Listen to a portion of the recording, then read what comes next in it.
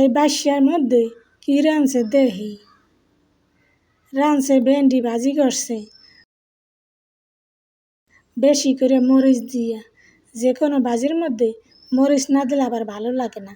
মরিচও একটা ভাজি, ভাজির লাগে মরিচ ভাজি সমানে খাওয়ানো যায়। আমার দ্বারা তো ভালোই লাগে।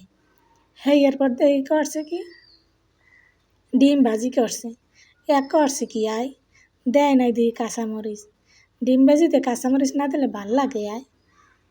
হ্যাঁ, এরপর কি রাঁধছে দেখি। পাঙ্গাস মাছ রাঁধছে আলু দিয়া আর পটল দিয়া। ছোটো পাঙ্গাস মাছ আবার আমি খাই না। এই পাঙ্গাস মাছটা বড়ই আসলে 3 কেজির উপরে। ছোটো পাঙ্গাস মাছে কেমন জানি গন্ধ হয়, আমি খাইতে পারি না।